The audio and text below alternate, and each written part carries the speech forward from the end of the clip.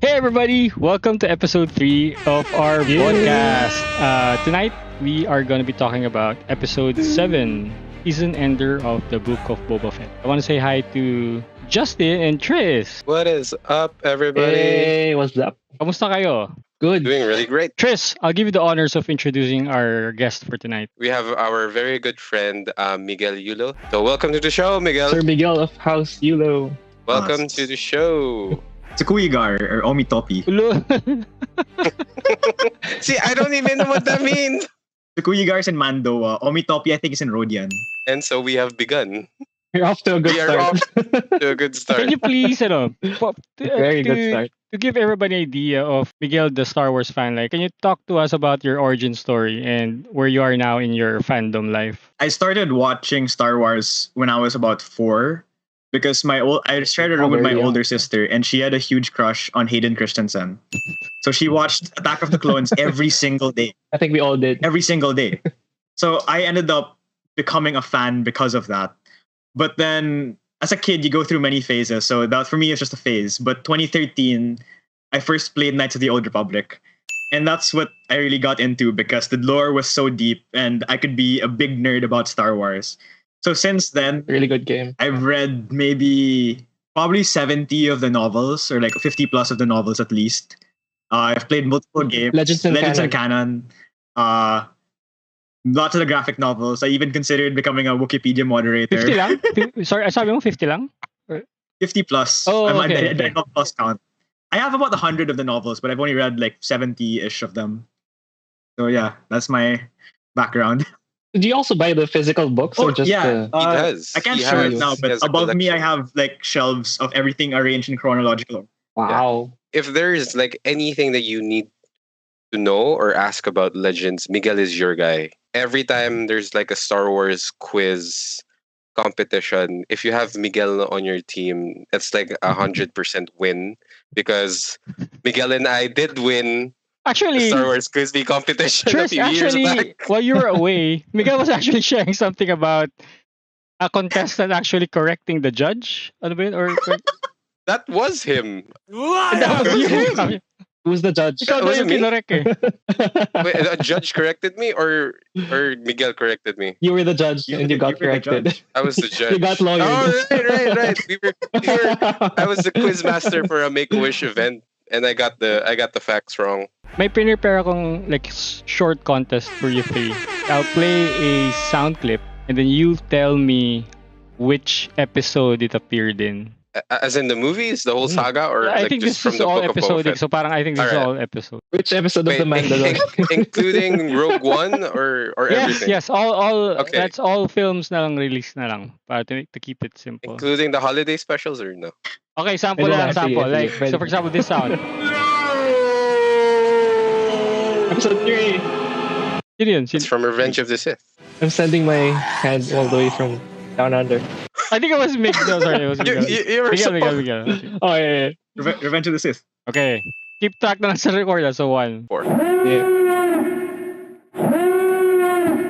Rogue One. Yep. You don't know the power of the dark side. Episode 6. When they were in Endor. Oh, Okay, Tris. It's Empire. I got my... It's I got the my Cloud mixed up. City. The Cloud City duel between Luke. Because I own that Darth Vader voice changer and it keeps on cycling all those codes, so I got mixed up. Okay. That's the contest, From actually.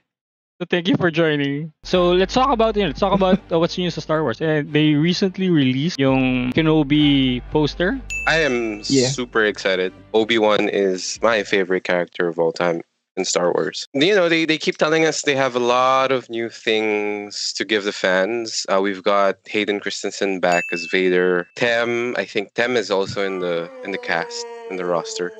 Rumored, I think. No. Yeah, Wow. I think it What? As a what? yeah, I think Commander so. Cody. As the clones. And there's also so and there are rumors. I'm not sure if it's true, but some sources say that Hayden Christensen is back not only as Vader but also as Anakin Skywalker. Oh yeah. I'll just use this opportunity to flex my Oh, come on! Now I have to get mine. I'm gonna flex it again. Let me get. I'm Are we getting lightsabers? I'm getting next to mine. Darth Vader. I'm really Now I know bakit I'm really a nasingit big to sa fan of- script. Tayo. for flex purposes. Yeah, obviously, I'm very excited for a Kenobi series. I actually want them to explore more of the Clone Wars flashbacks in live action, because that would really be awesome. Instead of just exploring Tatooine again, like in Book of Boba Fett. This is what I'm excited for. I honestly would be happy with an entire season just talking about how guilty Obi-Wan feels for losing Anakin. Parang Logan style. Yeah. Like what Logan did to Wolverine is what I wanted to do to Obi-Wan. Just facing the guilt and feeling like the last of the Jedi, and that's what I want Hayden Christensen's presence to do, is to trigger that emotional All upheaval those, in Obi-Wan. And they did say that Hayden Christensen's portrayal of Vader is going to be like a very angry, out for blood Vader compared to like Have to be. compared to like the original trilogy. It's more toned down, more respectful, and stuff like that. Let's talk about episode 7. But before we talk about our reactions to this momentous moment in Star Wars, let's talk about the episode and what actually happened. I'll begin. The first part, we see Fett, Fennec, Mando, basically planning and strategizing what their next move is going to be. we're actually off to a very slow start for this Ooh, episode. we have a hater right here. First scene. I feel like they wasted the first 10 minutes.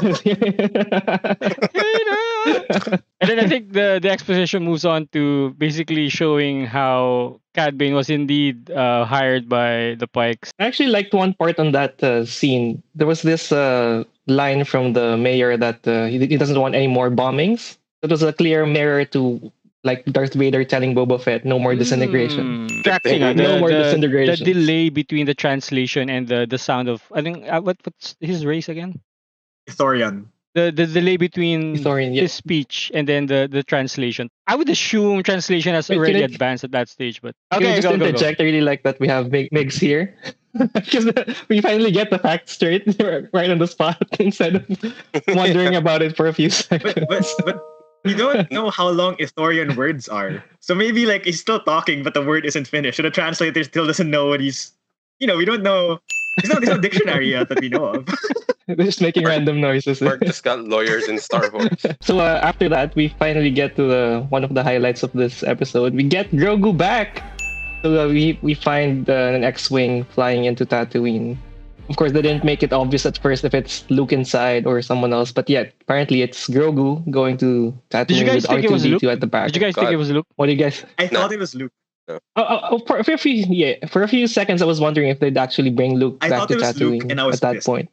That it was Luke. Yeah, I was pissed. I was like, oh my god, they're gonna have another episode about Luke Skywalker and not Boba Fett. Exactly. And then it wasn't him. I was so happy.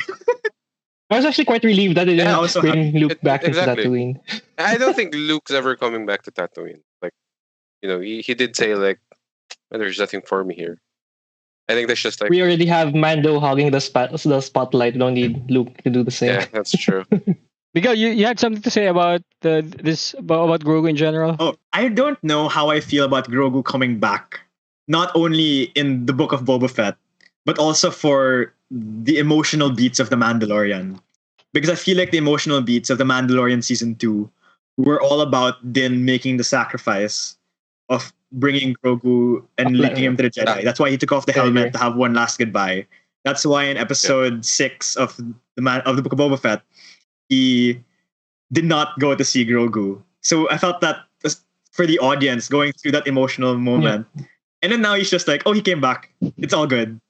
It kind of feels like the emotional upheaval. Like reduces the rewatch value of the season finale or season 2. Yeah. It's like crying for Qui-Gon dying, then he's back. Yeah. If they ever Are you saying you cried? It's actually Qui-Gon? Qui-Gon? So you I was did a child back then. I don't know, man. I wasn't born yet. I was 6 years old back then. It was a big thing for me.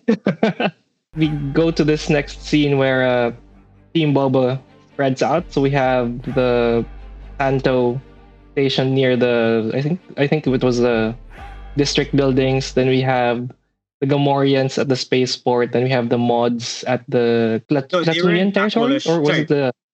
They were in Aqualish, The Aqualish territory in the workers' district because that was where Boba found them. So it made sense that they were patrolling their turf. We had Cad Bane trying to negotiate with Boba Fett. Right. So they face off for the first time before before the ambush. Cad Bane tried to convince Boba Fett as if he'll be able to convince Boba Fett to I mean, for stand me down at this and join point, them. I'm so tired of that slow-mo parang walk-in, na parang brooding look, and then Yeah, it was kind of overused. Yeah, I agree. He's 71 years old, Mark. Like at Give the this guy a point, break. they had that it's a war already. face-off Like, di ba? scene It's war 3 times so already. So you guys think about that Fennec Shand trying to calm down Boba Fett? I think that was tactical. I think that was strategic on her end. She knew they didn't have the advantage anymore, and that they had to re-strategize. they were really gonna get defeated by Cad Bane if Boba Fett I started think so. shooting at Cad And I Bane. think Mando was. Why was he hiding behind that pillar? Yeah, the pillar. He just had his He gun was out. like, He was hiding like, behind the all pillar. right. So the one part here I just couldn't, like, my suspension of disbelief didn't work was they were so confident because they in the opening shots they show how big Mos Espa is. It's huge. And then Yeah, they it's were really like, huge. we sent 2 Gamorreans to a quarter of the city and they're gonna watch Everyone did- everything. yeah. Don't worry. And you know what sucked? Yeah, You we know got what's it, funny boss. Like, one Gamorrean guard's probably gonna stand out, right? Yeah, 2 side by side. Too. Gamorrean guards. I would Like, assume they'd at least split up, right? Or But hide, the point right? was they got Because you haven't seen any other Gamorrean Yeah. guard, Gamorrean there, so. Or even Santo, even Krrsantan. Yeah. He was just standing in a corner, like. And then of all places, yeah, just like looking the around. Trandoshan area pa parang, come on, man. Like nobody notices the black Wookiee standing Like, around a few- looking Like a few menacingly. episodes before, he literally ripped an arm off a Trandoshan, and then they just Oh, like, let's yeah. put him there just to make the Trandoshan stink twice when they already have a grudge against him for ripping Yeah, off a right. dude's arm. Team Boba gets ambushed. So I think the first one was the one with the Gamorreans and the Klatooinian. I actually Okay. felt sad So that they got killed off. I felt so emotional when they both died. And maybe a backstory. I'm sure Pablo Hidalgo's gonna have a write-up in the next Create a comic. parang Star Wars Explained book or something. They're gonna have a comic book for those two Gamorrean There'll be an girls. entire novel series. Novel dedicated How to he had those like 2 two. kids, and now they're orphans. So they're forced to a life of poverty. And then Boba and Like Fennec that. have to visit the orphans on Gamor and like thank Yeah. them for the service of their father. What did you feel about the kind of fake out that Santo was literally they was dogpiled by the Trandoshans? And then forget That that was part. funny. I actually That found was that funny Forget as that hell. part. Some guy hit him with a blade. Like oh yeah, at the start, right? Oh yeah. Should have been dead. I'm actually wondering how much armor he has that we just don't see because of the fur. Oh wait, sorry. He is a cyborg. Yeah, he has implants, I think. Yeah. That's why. That explains Oh, it. okay. That makes sense. That makes think, sense. Probably he has armor He underneath does, the fur. he does. Because the plot of one of the comic books was how he got like the metal frame all over him. That makes a Oh, lot. okay, that explains it, That yeah. explains. That explains No, I all was the blaster Taken, shots. yeah. Right, you were So saying. the interesting about Krrsantan is they haven't confirmed it in new canon, but he was an outcast among the Wookiees. And one of the main reasons in Legends for someone to become an outcast among the Wookiees is for them to get the title of Madclaw. Hmm? So the title of Madclaw is if a Wookiee uses their claws in battle or to strike another sentient being, that you become an outcast because to them it is sacred that your claws are only used as tools. So if you slash another Wookiee or another sentient using your claws, it's like blasphemy or something, and you then become labeled Madclaw. So the hypothesis is that Krrsantan was labeled Madclaw because at some point he used his claws in Cage combat. fighter, diba? So no Yeah. rules. Which is interesting because Yeah. he does have those like gauntlets. So the mods get ambushed by the Aqualish. Let's move on. I don't think there's anything here. Yeah, it's nothing. Let's not force. Yeah, there's anything. Yeah, There's. I Oh, just wait. I think She's the only cute. I have important thing something. is Fennec all I Shand can say. saving I everyone do have else. something. Okay. But like the whole Fennec Shan saving the Aqualish, that's very The mod. no, that's very it's like an Easter egg or like a callback to one of Melinda May. Sorry, one of Ming-Na's famous roles, which is Melinda May in Agents of Shield. And in that show, she's dubbed as the Cavalry because there's like a backstory for her that like, you know, she took out like 20 agents, 20 bad guys in one compound or something like that. So it's a really nice It callback. actually feels like she's playing the same character. It does. Would have been nice. It does. The same like serious killer assassin. Master It would have Assassin. been nice Yeah. if we had like double fandoms to track and to follow, you know, so we could appreciate that small tidbit that you just shared. But since we're Star Wars only, Oh my You god. have to cover your background. Marvel hater alert.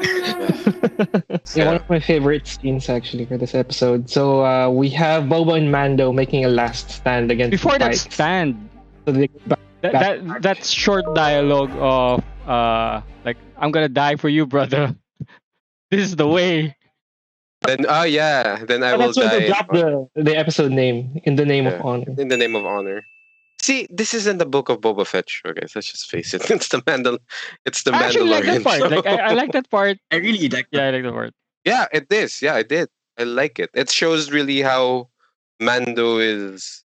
He's not just a bounty hunter, but he It shows really. character development, yeah. does, And it shows you how deep their relationship has become after everything. What I also particularly like about that is when Boba Fett says, "You really believe that Bantha father about this the way or whatever." In episode 2 of the Book of Boba Fett, you have that whole vision of him back in Kamino and him facing his father's death, and his father was a Mandalorian, right?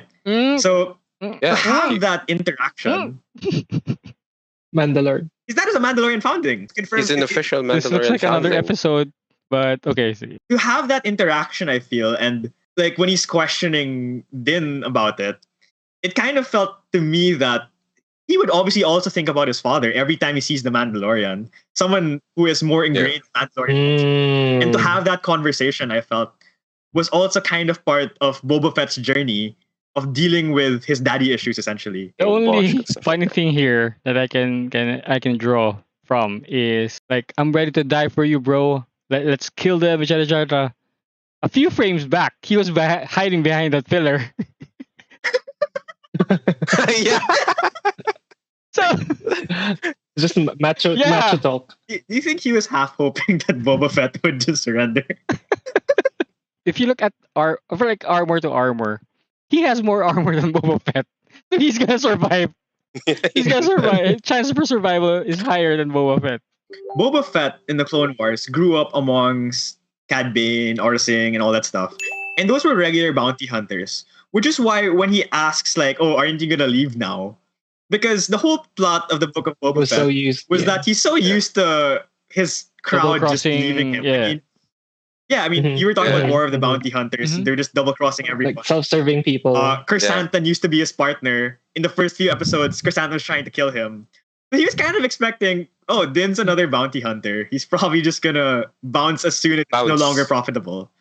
But for him to have that Mandalorian aspect in the name of honor, I think is also part of Boba Fett's journey.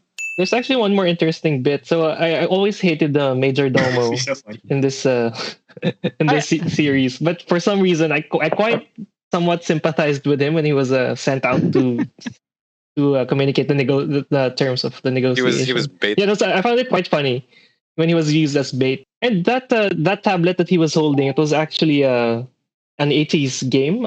Some sort of a bowling Yeah. Game Boy Game Boy. type of device. Yeah, it was quite kind of cool that they used a vintage item. Yep. So for the fight scene, that's one of the biggest fight scenes in this series. What do you guys think about that? Ballet Boba Fett. Pointing the gun and raising the knee, I love how he's just like, doing all the poses. Like And they you do. always high ground, diba? So parang anytime you could use a jetpack, obviously you're at an advantage. Your view's better. You're harder to hit because you're moving left and right. That's actually the most ideal way to play Boba Fett in the Battlefront 2 game. Just to keep on flying Wait, around. Eva, shooting you stuff. right click and he just flies around. I love that that Mando spin though, where there's like a guy behind and he just spins around. It was and like, does the it was like, cowboy. I don't know if you guys played Army of Two. I think it was a PS4 game or I've heard PS3 about game. it. Really I love actually that thought scene. of this scene as the merch moment, where they're There's a trying to statue sell right there. the Yeah, Hot there's a Toys statue figures. opportunity right there. Yeah. Yes, there's going to be a Kotobukiya like A back-to-back Kotobukiya statue. statue. Yeah, They're gonna you're force gonna you to have buy to. two statues Damn. instead of just one. Yeah. There's gonna be a battle pack with the different pikes. So what bugged me about the scene actually is when they're sort of losing the battle, and instead of missing every shot, the pikes hit every shot, but every single shot hits a different plate of Beskar. instead of Like the literal flat armor. We don't have a Literal Legolas in the flat team. armor. It's like literal plot armor. Like, I think an interesting question actually about the use of Beskar is, if you set your blaster to stun, it's not a single point anymore. It's like a larger thing. So wouldn't it get past the Beskar? I'm actually thinking it's still gonna get absorbed, because I think that's how Like it would slide Beskar off works. the Beskar. It absorbs the energy. Oh. Yeah, thank you. Probably works like Beskar- vibranium. Yes, thank you. I was just about to say it. I was just about to say it. Beskar kind of works like Captain America's shield. It absorbs Ooh. kinetic energy. Because in Rebels, the Empire developed a weapon that could dissolve Beskar. The skull. Oh, Beskar. ginawa ni Oh, yeah, yeah, Sabine. yeah. Sabine. Sabine's machine. Machine. Well, I think the story is that they've destroyed the last one, so the Empire no longer has tech. But I don't know. I mean, I'm sure the Pikes don't necessarily have that technology. And then we finally see like the Freetown backup arriving. Did you really think it was Freetown coming, or With did you the think weak it ways. was Fennec? Because it was like one sniper shot after the other. So I really thought it was Fennec who was gonna be there, but But- Actually, at this point, I forgot about the Freetown people already. And then we finally get the weak way. Yeah, who has a name now? He has a name now. he does. Yeah, He's a Really? name now. It's Tanti. he does. You're kidding, right? Ah. Oh, You're kidding. Tanti? Parang Thank God Panty? it's Tanti.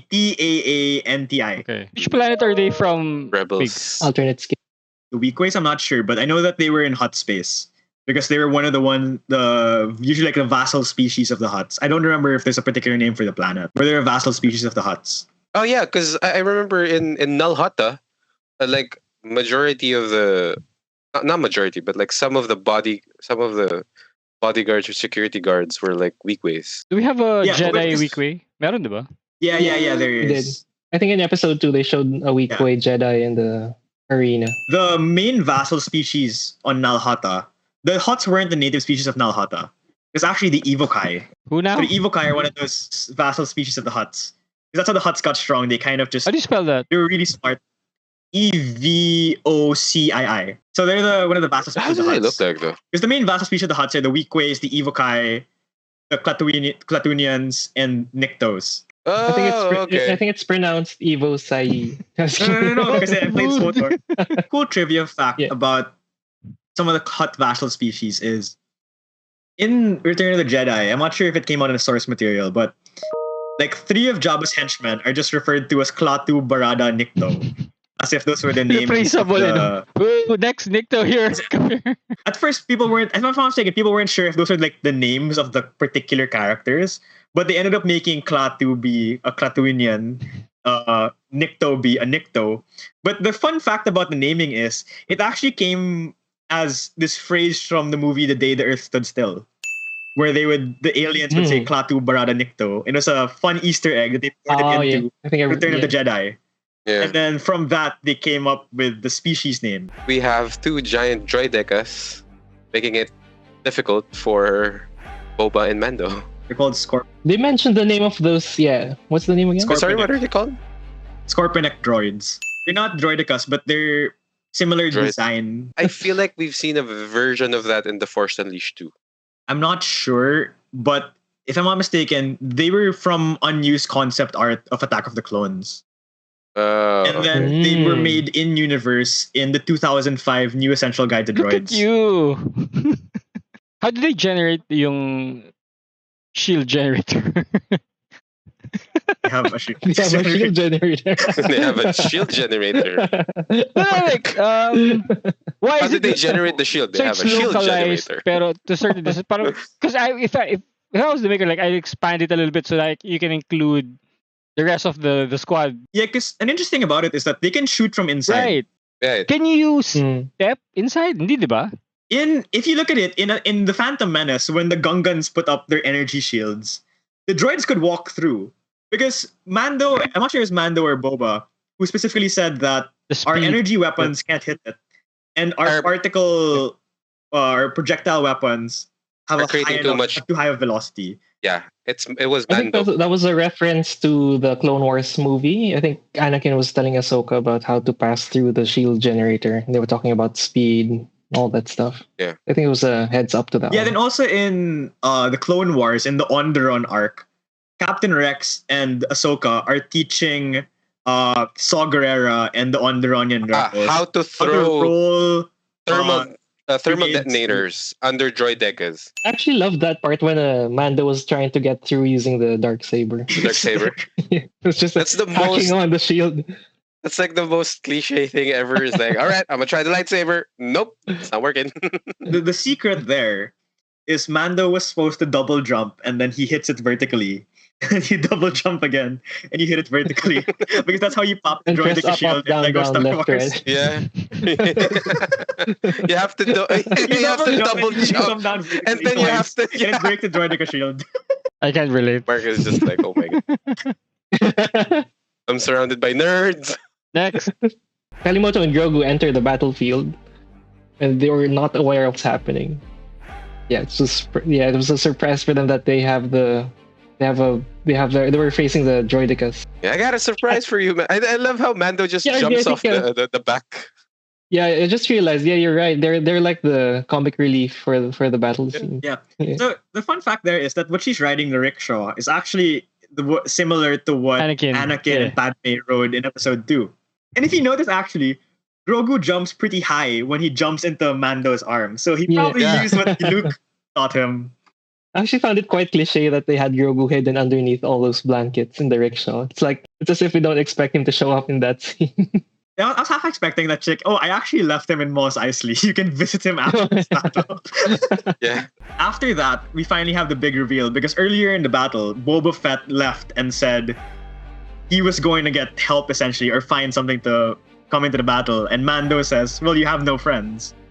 So my question is, it's revealed that he comes in riding a Rancor. But did all of you expect it to be the Rancor, or did you think he had some other trick up his sleeve? People were thinking, the Rancor. Just get the fucking slave one, man. Rain fire from above. Oh, yeah, get the gunship. That was actually a big plot hole. He could have used the slave one, actually. Yeah. Gonna be more efficient. So my actual prediction when I was watching the episode was, Boba is going to fly on his jetpack into the middle of the Dune Sea and beg some random Tuskens to like, please help me. I have a gaffy stick. I'm one of you. He's gonna do the hand sign thing. Just Like Mando. please. Like a bantha. Like a bantha. So I was 100% expecting that. But we had the big reveal and you had like the kaiju vibes of hearing the Rancor and everything. Yeah, roar. And I it know. brings it in the back. Roaring in the background, yeah. Yeah. It became like a whole kaiju style episode once the Rancor was brought in to turn the tide against the Scorponok droids. You have so many swings, right? So it starts with them being surrounded, and then they take the initiative. They fly above, and then they take advantage, and then they get turned back. Like, how many times are we going to see that swing happen in this episode? Like, I think after the fourth swing, I was like, okay, now you're just extending it to 1 hour. In a way, it was predictable for me. Yeah. I also have a question. Did you feel Boba coming into the Rancor felt earned? Because when we first got introduced to the Rancor with Danny Trejo, he was just saying training a Rancor is a lot of work. And then we saw none of the training, none of the real connection between Boba and the Rancor. And then he just comes in here having zero problem riding the Rancor into battle. Basically your somehow Palpatine returned moment. So I did really love seeing someone ride a Rancor because it does call back Force Unleashed. No, not even the Force Unleashed. Originally, the first time riding Rancors first came out was from the Witches of Dathomir in Dave Wolverton's Courtship of Princess Leia. Yeah. So seeing it in live action was still a treat for me, even if we still had the somehow Palpatine returned of. Somehow Boba Fett learned how to ride a Rancor. Did you guys figure out the gender of the Rancor? It's a guy, right? think Danny Trejo mentioned it. I think it was a girl. I'm not sure. And now Like you sister, see, they basically, say. there's going to be a Grogu moment with the Force, and we get that. What do you guys think about that? I was screaming at the screen. I was actually expecting that Grogu would actually lift the entire Yeah, robot. the entire robot. So wait, Yeah, the entire droid, what he yeah. did was he forced the droid to miss the leg, right? Because it hit the armor and it slid off the armor. Eh? What he did particularly was he pulled off like a particular A part part of of it, the yeah. droid, Yeah. Like a screw Yeah, on the which actually pneumatics connects on to it. the last episode where he blew up the training remote by pulling off like a part of it. So I Yeah. think it's kind of like he remembered that skill Oh. from Luke, so now he could apply it in battle. The Grogu's specialty is gonna be force pull. I was screaming at the screen because Mando is just like, I'm not gonna roll over. I'm just gonna wait for Grogu to use the Force. It was actually weird. It was just Yeah. covering his face, waiting for the droid to come back at him. Yeah. My issue with one of my issues was it felt like they gave Boba, Mando, and Santo. They just took so many hits, and then but at some scenes they seemed that they were not phased at all by any of They the were hits. fine. They were Yeah. full health, You and then at some they just seemed super you're hurt. forgetting this guy basically got bear hugged with vertebrae breaking with a toe curl. Toe curling. Toe 2 curling. seconds after, he walks out with a bathrobe. He I'm walks like, out I'm in the robe. fine. Where are we going? Baka may back the juice. Or something like that. Oh, No, it's a well, actually, it's a toe in curl. the Republic Commando games, they'd have like Bacta shots. They could like, shoot themselves with Bacta. So parang like Yeah. Oh, impact. like a stim. Yeah, stim. Yeah, so who knows? They were just drugging themselves up the whole Probably. battle. How about that face-off moment Oh, with I the love big that. baddie? I really, yeah, I yeah. love it. Yeah, I like even though it. it's the third or fifth face-off that we had, still, Yeah. still good. Yeah. Who So- did you think was gonna draw first or parang win that duel? Definitely Cad Bane. Cad You Bane thought it was because Cad we Bane. saw It was how Cad. fast he was. Yeah, for the shoot off, definitely In the Cad Bane. Clone Wars Do you think- real though, if that's I'm not sure the canonicity of the unreleased Clone Wars real. That's how Boba got the dent in his helmet, and why if you notice when Cad Bane fell, he Why- has the metal plate. Because in the Clone Yeah. Wars scene, they drew at the same time, so it was essentially a draw. Because it hit Boba's helmet and it hit Cad Bane's hat and grazed his head. Do you think Wait. it was a part of Boba Fett's plan to draw Cad Bane closer to him, like just to get shot first, then try to? Yeah. Yeah. You think it was? I don't Possibly. think so. Because, But you go on, Krrsantan. all right. I want Okay, to you hear your go reasoning first. Because throughout the whole fight, you don't see Boba with his gaffer Gaffy stick, stick. right? Mm, Yeah, with the yeah, that's what I gaffy thought too. Yeah, exactly. Yeah. And then he shows up in front of Cad and he has it. So I think he already knows that he's out, and because he also knows that he He's was able to kill. outmatched. Yeah, he's outmatched. Cad Bane's pretty old. I can probably still take him. Because think about it, he probably Yeah. hadn't seen Cad Bane in years, right? Cad Bane's 71 at this point. Mm. He wasn't there for Cobb Vanth's draw. He didn't know how fast Cad Bane still is. So I think he probably took the risk. Miscalculated it. Because, Yeah, I think he took the risk that maybe he could draw faster because Cad Bane's old. is Cad Bane like a cyborg? Because the other Duros didn't have those hoses going to their mouths. I'm not sure if he's a cyborg, but he does definitely have some technological Like implants. because he has Mm. like those monitors. So that's Yeah. another question Probably a actually. Do mod. you think he's dead? Because I've seen some debates that he's not dead because parang his heart There was monitor that that was sound still thing, yeah. It's still Probably was There was flashing. a sound yeah. also if you Yeah. listen to it closely. The moment that Cad Bane removed Boba Fett's helmet, I was praying really hard that no one else tries to save Boba Fett because I want Boba Fett to redeem himself and not just get saved Yeah. by someone else. Because if someone else saves Boba Fett, then it's gonna be an entire failure for the For the series. show. It didn't redeem Boba Fett. Grogu. I was actually half expecting Mando to show up and shoot Cad Bane in the back. Anything. In true Kaiju fashion, we have a uncontrolled beast running around Tatooine. Becomes a side quest on its own. Actually, when they pounded the Mando into the dome of the The wall. Okay. Yeah. Oh yeah, Like- the top of the and top of the then building. getting bitten, the head and withstanding the pressure. Like I had newfound respect for Beskar at that point. Because the interesting part is that if you watch Rebels or the Clone Wars, the Mandos are wearing Beskar, but they get hit pretty easily and they take blaster hits really easily. But if you remember in The Mandalorian, he gets like pure Beskar, which is incredibly rare. Oh, right. Because they were saying, right, wow, okay. he got pure Beskar from the Empire, because the Empire is the one trashing Mandalore. So many of the other Mandalorians have Beskar, but it's not as pure as Din's. Din's Beskar is especially pure because if in Rebels, if I'm not mistaken, they talked about how much of the more pure Beskar armor is passed down through the generations. So it's very old. Because parang the mining yield on Mandalore at the time wasn't as high as it used to be. And because the Empire was controlling the mines, Beskar in itself became a rarer commodity. So that's why Din's Beskar specifically, because he got it from the Empire, meant that it was incredibly pure because the Empire was the one controlling the mines of Mandalore. So what can Makes total sense. it not withstand? Because at this point, it's like the ultimate plot armor. Beskar spear. Oh yeah, they mentioned that.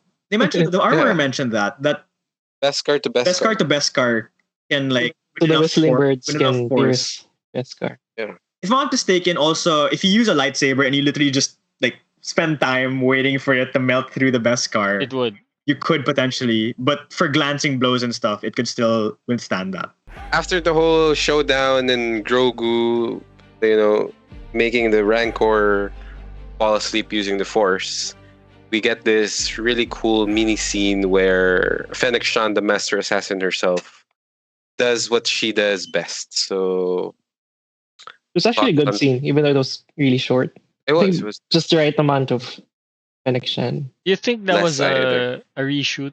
Which, What do you mean? Because there's rumors that they had reshoots for that episode. Which scenes did you think were added after? I think Mando Grogu.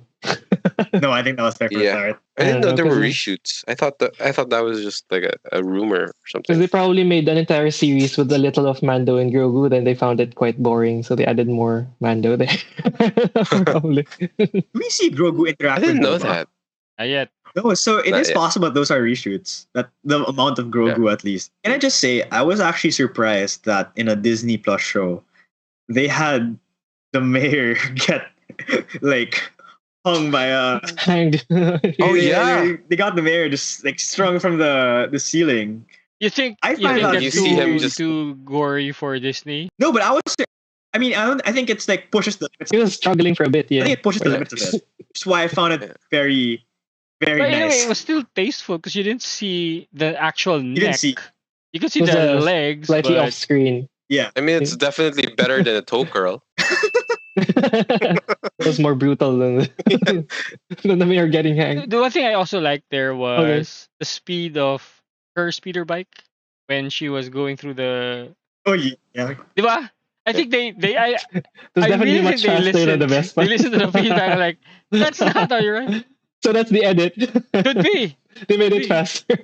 In response to the episode 3 Vespa. the Vespa chase. Okay, then we get to the conclusion where we have Boba and Fennec walking around Mos Espa, bowing to their constituents and stuff. And we also have Mando and Grogu flying away. What do you The guys think of that? with the epic soundtrack. With the epic twin sons. We already knew Um, they were gonna use that spaceship and the back seat, right? There was a The dome for Grogu, yeah, definitely. For- It that was for Grogu. obvious the moment Juice was they already placed saying that it. in there. terms of There was no way they're not gonna use it for Fett Grogu. and Fennec walking around Tatooine. It was a lame scene.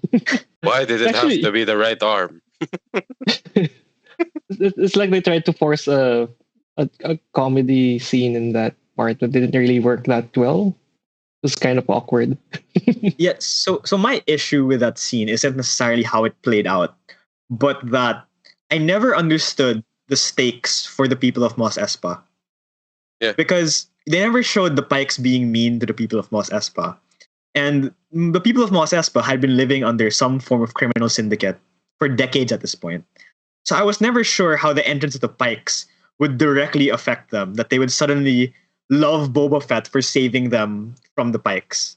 And Boba Fett is literally going around with a Rancor, destroying half the city. Yeah, I agree. It was kind of an undercooked plot point. Why would the Mos Espa people care. The people of Mos Espa, at least from like the Phantom Menace, they don't have any particular sympathies for the Yeah, Tusken dog eat dog, Raiders. diba? Like they're Yeah. busy surviving, so they have no time for like high politics and shit. But Which is why Yeah. I don't understand why Boba also suddenly feels some loyalty or willingness to save the The Mos people of Espa. Mos Espa from the plight of drugs. If Boba never fought the Pikes, the sanctuary would never have been bombed.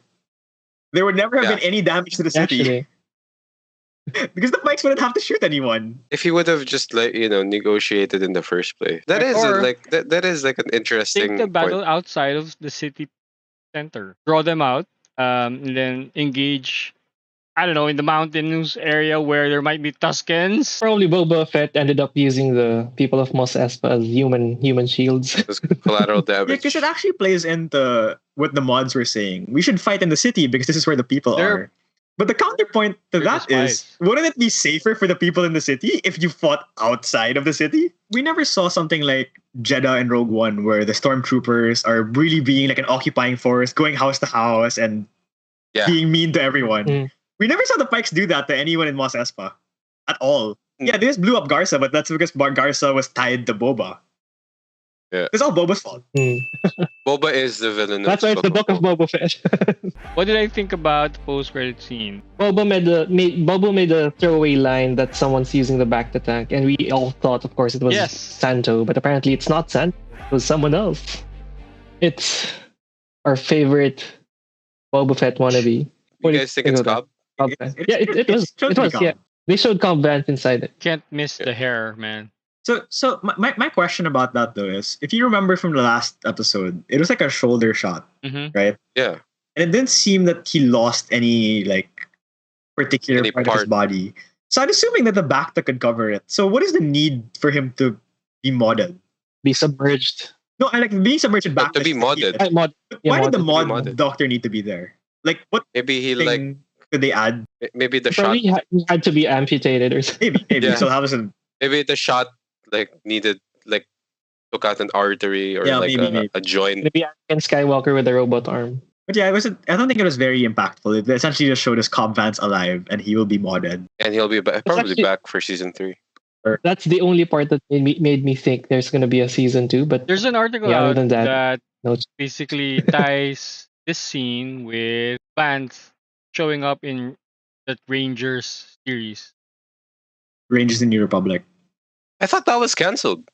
I don't think it's going to confirm to be cancelled, but I think it's rumored. so they say Rumored to be cancelled. Okay. Personal highlights for this show. Uh, I'll begin. So for In the Name of Honor episode 7, my personal highlight was definitely that sequence where they're having that bro conversation.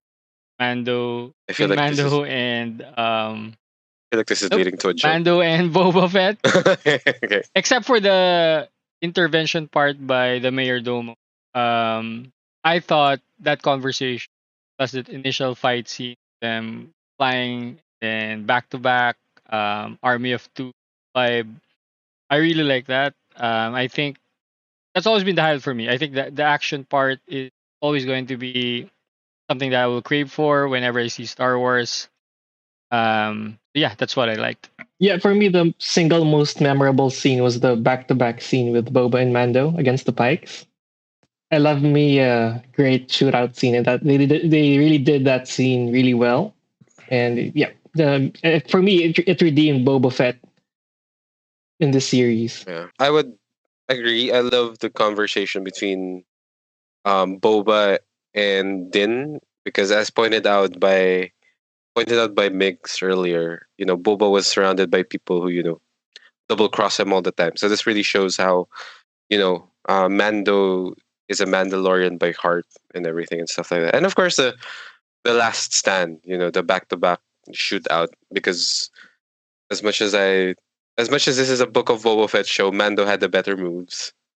But yeah, I really love that action and final showdown between Boba and Cad, because that really gives us like a number one, it gives us closure on the whole deleted scene in the Clone Wars, showing Boba defeat Cobb Vanth not using a blaster but rather his traditional weapon that shows us Go that ahead. Go Migs. Boba's developed. Do your thing.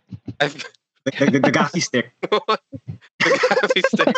Sorry. Hey, you said I feel like combat. Dude. Yes. I didn't think notice. of I that. didn't notice. Oh, sorry. I am so sleepy. I'm sorry. I just finished like a 3-hour long math exam before I got into the show. I'm so sorry. So like gaffy stick. All right. So using defeating Cad Bane with a gaffy stick shows how this is a Boba has developed his personality and how You can handle his own. Yeah, he can finally handle his own, and he He's knows the who biggest he is. baddie in town. I would say, like, apart from that conversation between Boba and Mando, I think the final duel with Cad Bane was the closest we got to learning what Boba's motivations were from Boba's perspective. He didn't talk much, but I think the questions thrown by Cad Bane, like, you have your father's blood, you're a killer, right? I mean, he's a clone, and the clones were essentially made out to be mass murderers after Order 66. And he kind of just took upon his father's mantle of just being the baddest bounty hunter in the galaxy. But the book of Boba Fett has been about him kind of reinventing that, right? So I think it's the closest we got to a callback to episode 2, where he is dealing with his birthright of being a killer, of being a bounty hunter, but also trying to crave and find that kind of family that he lost with his father also, right? Which is why I think when he brought out the gaffy stick, it also symbolized that he learned from the Tuscans what it meant to have a family or what it meant to have a tribe of his own. So him becoming the daimyo was kind of a reflection of that, right? So he didn't beat Cad Bane by being a bounty hunter. He beat Cad Bane by like using tricks he learned from the whole tribe experience of trusting other people, which he never had as a bounty hunter. And a cool callback was, so it came to my mind. I don't think it's directly related, but in the Legacy of the Force series, it's not unexpected, right? It's unexpected he used the gaffy stick.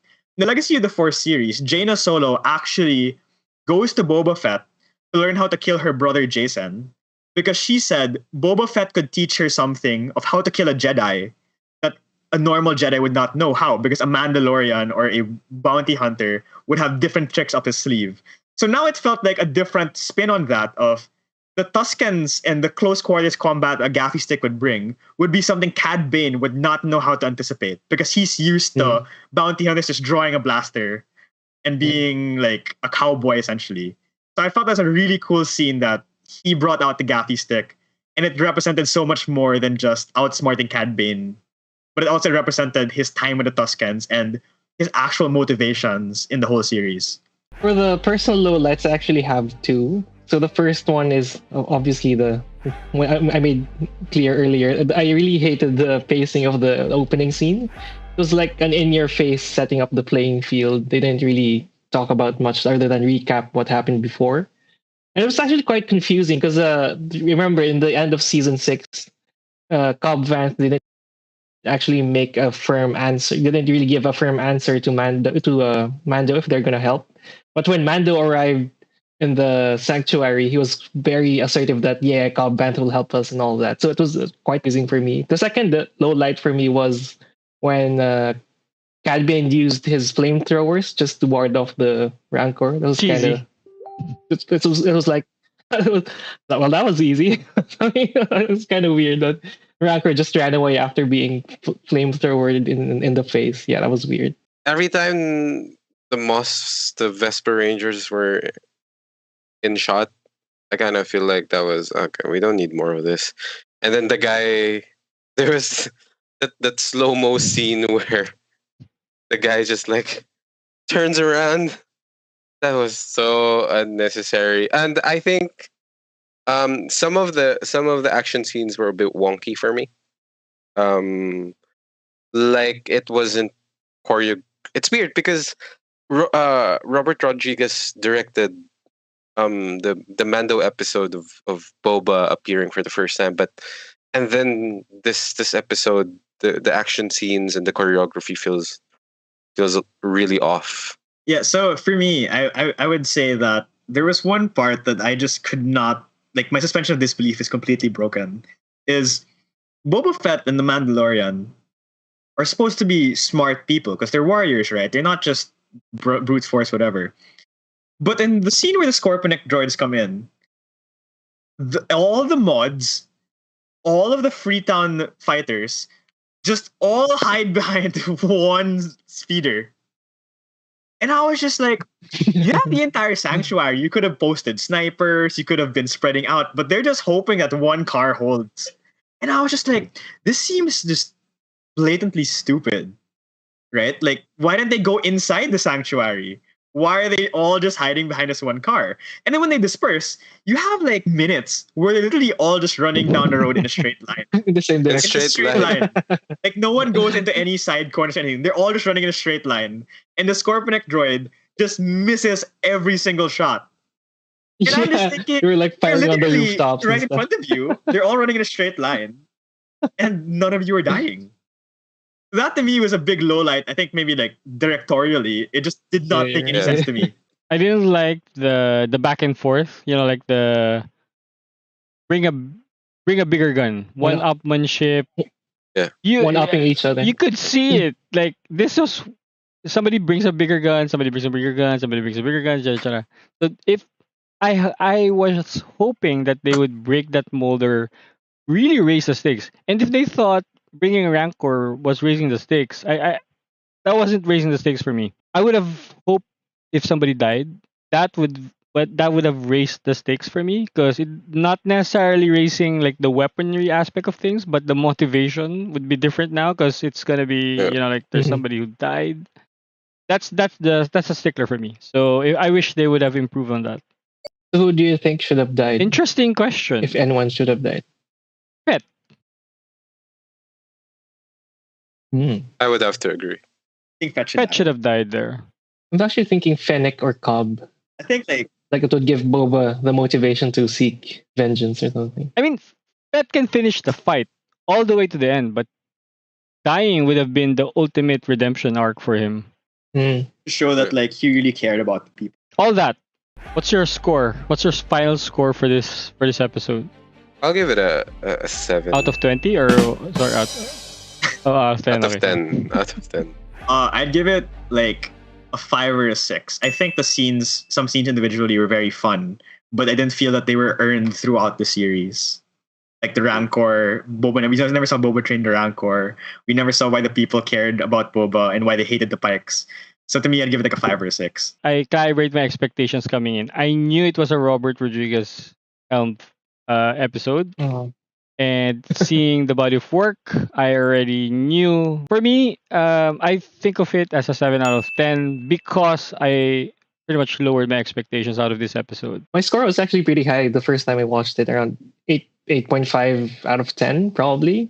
But yeah, the second time I watched it, when I was doing it, I was analyzing it scene by scene, I think I'm gonna give it 7.5 out of 10. The spectacle wears off when you rewatch it, so it was good the first time around. But when you rewatch it, you kind of see that it was kind of tired. There was a trope of one-upping each other every now and then, and it just dragged on. So yeah, I'm gonna give it 7.5 out of 10. Two things that you would have loved to see for this series but didn't. So I have a really big stickling point for me is episode 2 set up that his connection to Django was a big part of his transformation as a character throughout the series. We saw those flashbacks to Camino, flashbacks to Geonosis.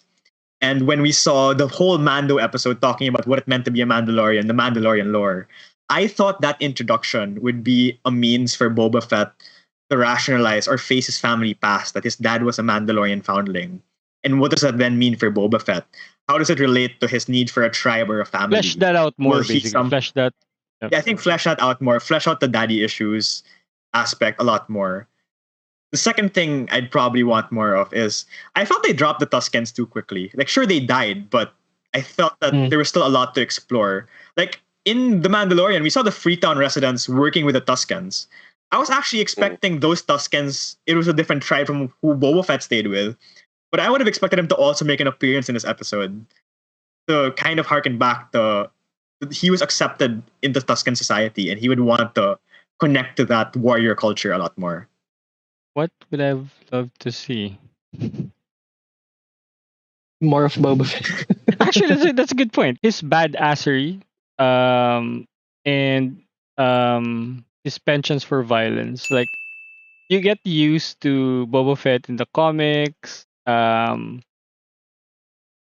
Toys with people. He brutal, eh, 'di ba? Brutal signature, etc. And if I saw more of that, I would have enjoyed this series a little more because it's more familiar. For a fan like me, it's more familiar. Other things would be the original trilogy, Bounty Hunters. One or two would have been perfect, I think. Yeah. Just for like old timers like me. Yeah, for me, I would love if they explored that plot with the Pikes and the Mayor more. Because if you remember in the first few episodes, they had that mystery surrounding the Mayor.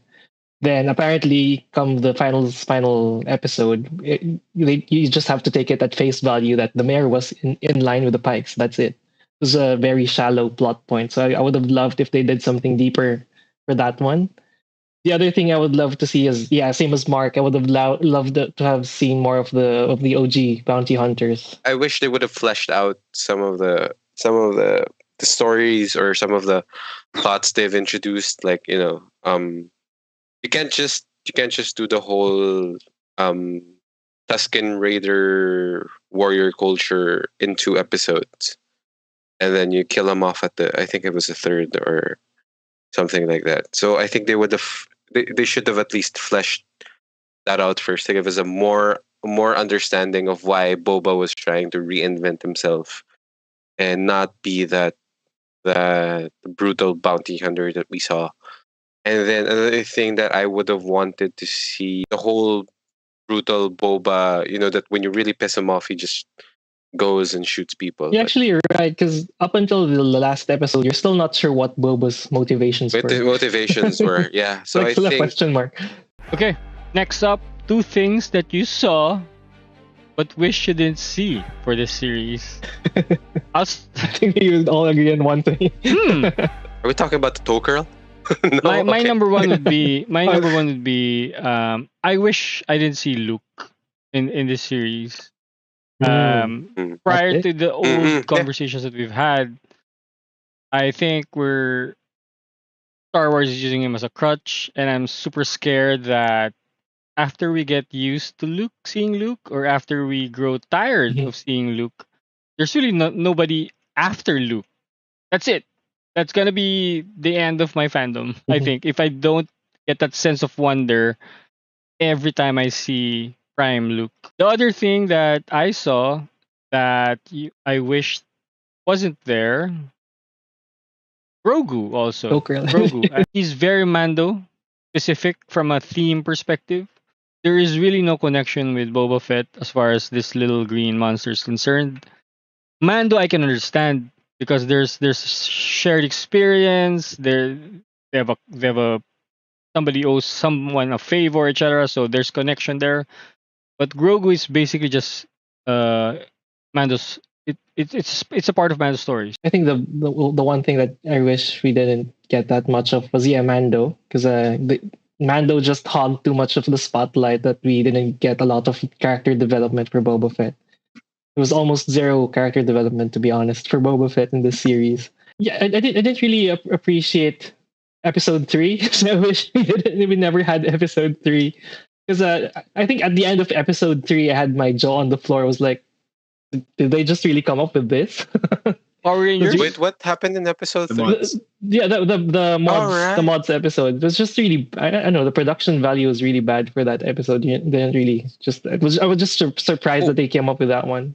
I think for me, I felt that the villains didn't seem particularly interesting. Right? I think when they introduced the Hutt twins, I was actually rather excited for that because the Hutts ruling Tatooine was kind of the status quo that we know from the original trilogy and stuff. So I felt it might have even been more interesting for Fett to be fighting against the Hutts, representing the status quo of Tatooine, rather than bringing in the Pikes, who we don't really know much about in context of Tatooine. We don't really see them as particularly interesting villains. They just want to run spice. But with the Hutts, it has that background of how Jabba ruled, etc. So it kind of felt more concrete that he's fighting against a particular style of ruling on Tatooine, rather than the Pikes who are just somewhat generic gangster villains. Fish face. Number 2 for me, well, yeah, I agree with everyone else. I don't think episodes 5 and 6 should have been in the series. I really enjoyed them as a Star Wars fan, but it did nothing for the series. One thing that the show producers absolutely got right for this series. Boba Fett's new duds. I really love the Really? darker hue of the costume. Yeah. Yeah, the costumes. I still love OG because it's OG, but And you yeah, know I this really part. love the darker hue this time around. I But if I love. were to make a Boba Fett costume, I'll still make the OT costume. Yeah, for me, episode 2. I think minus episodes 5 and 6, episode 2 was the best out of all of the episodes because it dealt the most with Boba Fett's past, and also because, as a classic film fan, the Lawrence of Arabia homage was just done extremely well for me. Mm. And making the Tuscans like the Bedouin warriors in Lawrence of Arabia to me was just really well done. The cinematography was amazing, and that's why I think that is what I will take out of the Book of Boba Fett. Episode 2 was amazing. I'm just gonna nod and pretend I understood all those. He's just references. referring to the dance, actually, to the campfire dance. I really love the dance. I actually really love the dance. So for me, what they absolutely got right.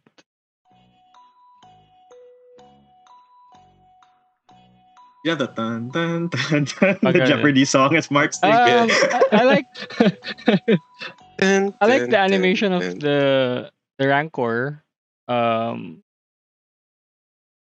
Disney budget. I like the actually like the slave one scene with the Starla. Sorry, it's the fire spray Sorry, gunship. Hard to Fire break old spray habits. gunship. But really from an Boba Fett's FX Starship. perspective, VFX perspective, I think I liked I like what they did here. What did they absolutely got wrong for this series? I'm just gonna go Okay. ahead Do it. and say it. Boba Fett. They got Boba What? Fett absolutely wrong for this series. For They me, did him wrong. They did him wrong in this. I don't think they understood a lot of who Boba Fett was. I'm pretty sure they did the research, but I'm pretty sure they were like, nope, we are not gonna use this shit. The episodes didn't feel like there was a flow to them when you went from one episode to the next. It kind of just felt like here's a random aspect of Boba Fett's story we could possibly tell in each episode. And then you have the 2 episodes of The Mandalorian essentially just destroying any pace or any flow to the story, which I Any think hope was of just a character huge development. mistake. Yeah. Because you never Yeah. got Boba's motivations really. So the last episode just didn't do it for me because of that. For me, they absolutely got wrong with selecting Robert Rodriguez to direct the core And episodes of this series. I think you get him for the action, but if you're not gonna give him leeway to play around with the action aspect of things, then I don't think he's the right director for this show. For me, this show should have been either a mindless action fest, and I'd be perfectly fine with that, or it could be Mhm. the opposite of that. You know, like thought provoking. You know, like opens new layers to this character. Yeah, for me, well, for a series that is titled The Book of Boba Fett, we all expected to get a lot of Boba Fett, and I think the one thing that they got wrong was they took the spotlight away from Boba Fett for too long. Probably for a few seconds it's fine, but for almost 1/3 of the series, they took the focus to Mando instead of Boba Fett, and I think that really ruined any chance of character development for Boba Fett throughout the series. So yeah, I think that's what they got absolutely wrong. Oh, one added thing. I think Boba should have had his helmet on most of the time. Yes, yes, Yeah. yes. there's no more Thank you. angas version of him than the one with the helmet. And they did it perfectly right for Mando. Like he communicates using the helmet and everything, and we got the opposite of that with Because you Boba can't Fett. you can't do the same dude- thing. That's the problem. You can't do another As- Mando yeah. not I guess. removing the helmet Yeah. type. Dude literally wears a helmet the whole time, and he gives out more emotion than Tem as Boba. No, I disagree. I think Tam did well. I think he did really well with what he was given. Yeah. Like I do think that when he stabbed, no, I think when he stabbed, Cad. Oh yeah, except in his for that part expression, though. it was just He caught it opened his when he mouth in a stabbed different way.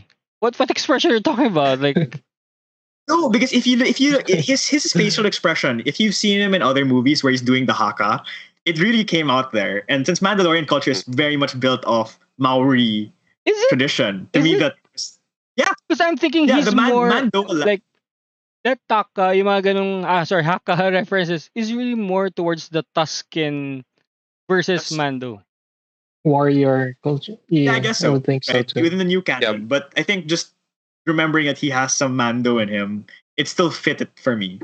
Yeah, I think Legends Mandalorians were more Legend Mandalorian is based on We're more close Maori to culture, the Maori yeah. culture. the language, the dance. but the canon ones were They watered kind of down. portrait to the Tuskens. In the Republic Commando novels of Karen Travis, they talk about the Dawerda Verda dance, which is based off the Haka. Hmm.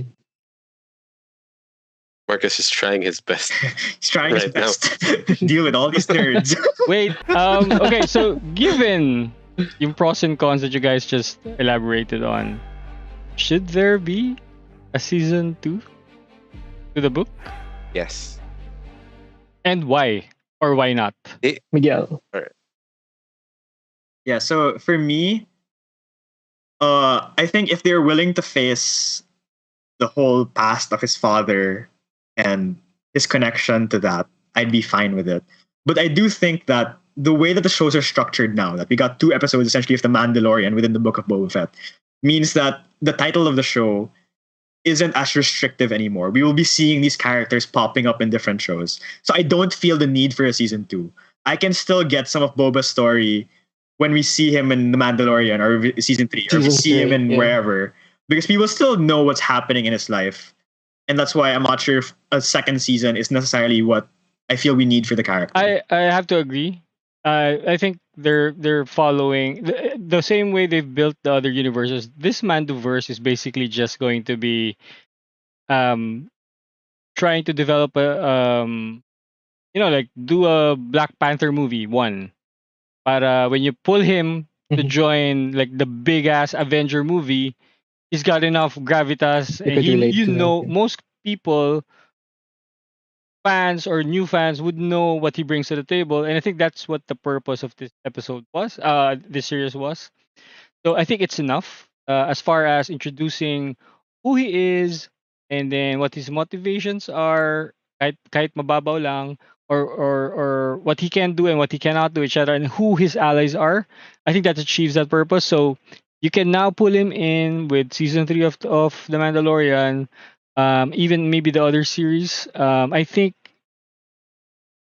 I think the fans have been burned by this show to the point that Yeah, I agree. getting an extension of this with the same storyline, even if it's a different storyline, this just leaves a bad taste in most fans' mouth, because it's not the same character.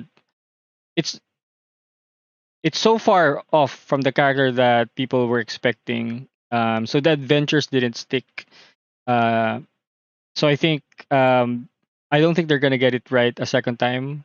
And even then, I'd probably pay to see other characters get developed more. I mean, it's such a big universe, right?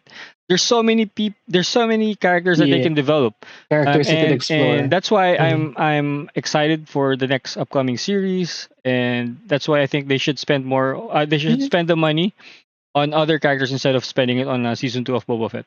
Yep. Jumping off from what Mark said, yeah, I think it's time for us to move on. They've shot their shot, and there's not really much more to explore. They've met the hell out of Tatooine at this point, and I think there's, like Mark said, this show left a bad taste in people's mouths. So I think it's really just at this point, you just really need to move on and go to the next character.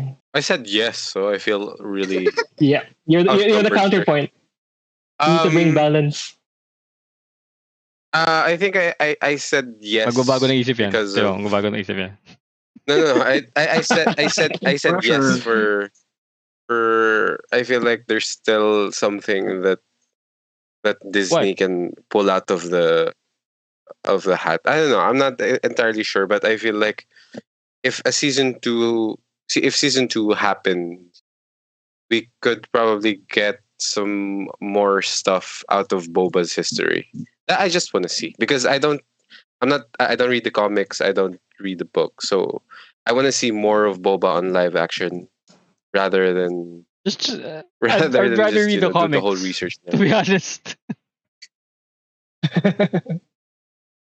But yeah, I think a season 2 would be nice. But if not, then it's fine too, because the Mandalorian, even if you take Din out and you put Boba in it, it would still be the Mandalorian. It would still be the show about the Mandalorian. So yeah, what if they like pull off a book of I have a Boba Fett question. and Mando? How about the Boba Fett video game? Would you buy it? Like if they did 1313. If they did already- 1313. They already gave us. Well, I'd buy any Star Wars video game. Yeah, Essentially. same. There's no That's question not about a that. very good question. I mean, I bought Battlefront No, 1 but and I really 2, think that's and those a games perfect suck. way to deodorize a bad Boba Fett. series like the Book of Boba Fett. If you changed format and put him as the central character of a video game, now you can take him to places that this show wasn't able to take. Right? It will probably be cheaper actually to do that type of content versus doing another series, right? Because he's gonna be more badass as a video game for sure, right?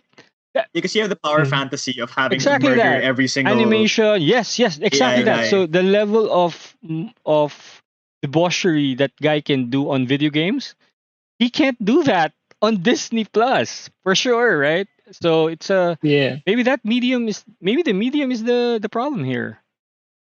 Yeah, it might be. As long as they Yeah. don't make it pay to win, I'm on board.